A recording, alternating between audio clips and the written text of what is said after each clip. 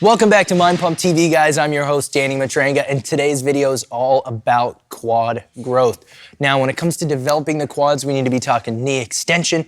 Our best movements in general are going to be squats and lunges. So I'm going to show you guys my favorite movement period for developing the quads, the one that has worked the absolute best for me and my clients, and that is a Bulgarian split squat. But we're going to take it a step further from that, and I'm going to show you the absolute best way you can scale this up to really add some volume and intensity to those quads.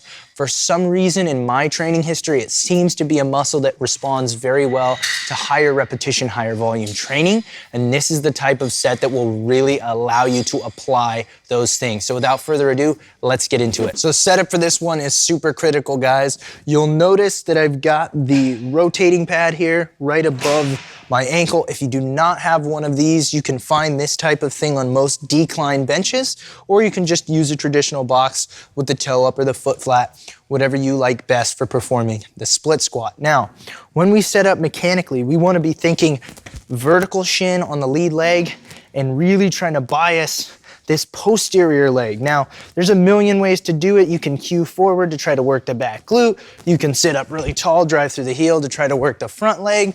There's a lot of ways to do it, but specifically for hitting the quads and hitting them hard, what I want you guys to think is vertical shin on the lead leg, torso pretty vertical, and the back leg quad is doing all this work in the lengthened position here.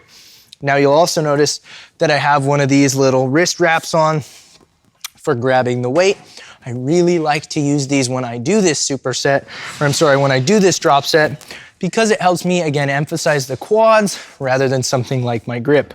So I've set up two dumbbells here. I have the 70 and I have a 45, and we're going to triple drop this. So we'll start with 70, take that to failure, go from 45 to failure, and then body weight to failure. So, very simple. I have this on the leg that I'm going to be lunging with. Get that dumbbell locked in. Dumbbell is going to be on the same side leg that's going down, okay? Set up tall, vertical shin, and I'm repping this out. Making sure that I feel my back quad working. I might feel the top quad a little bit, maybe even the top glute, but it's mostly back quad. Once I've maxed out, quickly switch over to the next weight. Looking for form breakdowns, instability, anything that might flare up and jeopardize the quality of the set. Working my way through both legs. I like to pick a weight where I fail in the neighborhood of 10 to 15 repetitions.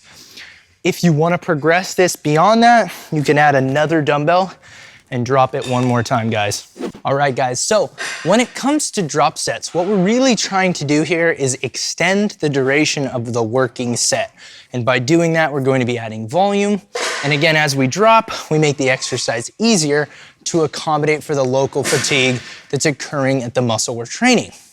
That being said, the quads are a pretty difficult muscle to use drop sets with, especially because one of the main movements we do for quads is squats. And squats are very inconvenient. Leg press is okay, right? But we have to end up getting off of the leg press and stripping a plate or two off each side. And quad extension is one of the best ones for drop setting, but we generally want to prioritize compound movements over isolation. So this exercise seems to lend itself particularly well to drop setting using load.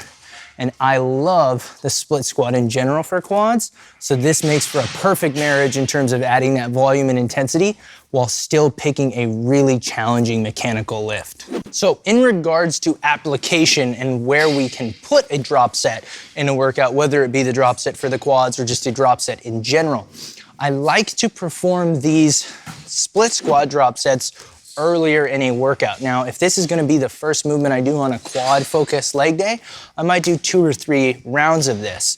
If I'm looking to just intensify one set of these split squats, I'll probably just do one drop set on the final working set of several sets of split squats. Now, if you're looking to apply a drop set to something like an isolation movement, like a tricep extension or a lateral raise, those are generally great places to add it, and those would come at the end of your workout. You do not have to utilize drop sets at all, but again, they are a tool you can use to extend the duration of the set and kind of work against that fatigue curve that sets in throughout the workout, but also throughout the set. Hey, I hope you guys enjoyed this video. If you did, make sure you like, comment below what your favorite quad growth movement is. Maybe it's squats, maybe it's lunges, maybe it's even the leg press. I'd love to hear it. If you have any questions, comment below. Love to hear from you. Make sure you like and subscribe to the channel. Have a good one.